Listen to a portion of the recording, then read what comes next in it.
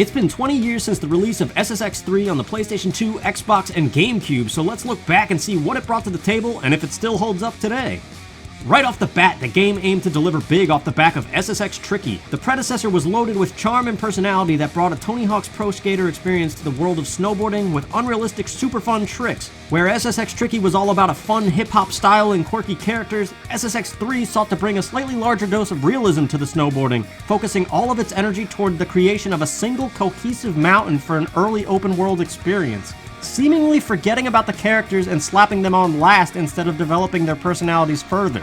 But where the personality drops off a bit, it makes up for with its licensed soundtrack featuring the likes of Yellowcard, Autopilot Off, Placebo, Jane's Addiction, Red Hot Chili Peppers, Queens of the Stone Age, Caesars, MXPX, and many more that today hit like an acid trip plunge back to the start of the millennium and perhaps a bad pop-punk/emo phase. Unfortunately, for the purposes of this YouTube video, we can't play any of that copyrighted music. What a bummer, man. But back to the game. SSX 3 and its trifecta of peaks that make up its one massive mountain still reigns supreme today among other snowboarding games such as 1080 Avalanche, its much briefer and clunkier cousin of the same era. Where 1080's courses were relatively straight lines that could be finished in a single minute, SSX 3's courses are at least 3 minutes in length, with branching pathways, huge jumps, rails galore, and avalanche conditions that create both new obstacles and new shortcuts. The experience is all blanketed by arcade-like pickups that boost your style down the mountain, creating opportunities for monster tricks that chain into even bigger combos, challenging the player for the most optimal clean run, a feat way easier said than done. But pulling it off rewards you with the soundtrack blasting as loud as possible, and massive spills, fails, and bails crumble the soundtrack down to nothing but the drum beat, as if to tell you you're not good enough to dance. Unfortunately, those spills can be very frequent, especially for new players or, say, anyone going back to play the game for the first time in 20 years. The game is far from perfect, but a beauty to play perfectly.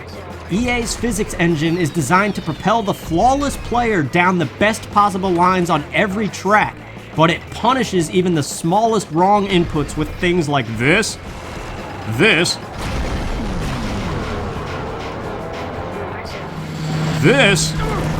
and yeah, this too. It's definitely a game you have to build the muscle memory up for a clean run and the most fun experience. And even then, fans of the franchise might still be upset by the lack of characterization. Though the game introduces several new borders, the majority of the cast from SSX Tricky are nothing more than unlockable skins, with no recorded voice lines at all, further driving home the argument that the characters were an afterthought in development. Even on the racetrack, banter between characters is less than what it used to be, creating very one-note personalities like Simon Stark, whose whole shtick is that he's crazy and likely to chew on power lines for fun.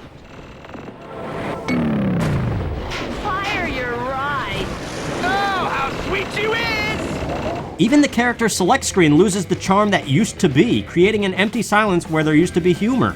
I can't help but feel a modern-day sequel could improve both the characters and the rate of punishment from the physics engine. But wait a second, does that mean the game sucks? We've still got over half a dozen of silly characters and a progressively climbing difficulty level that expects you to replay and replay again until you get good. Son, that sounds to me like we got ourselves a video game. And absolutely, SSX 3 is still a blast to play even at 480p resolution and even when you totally suck at it.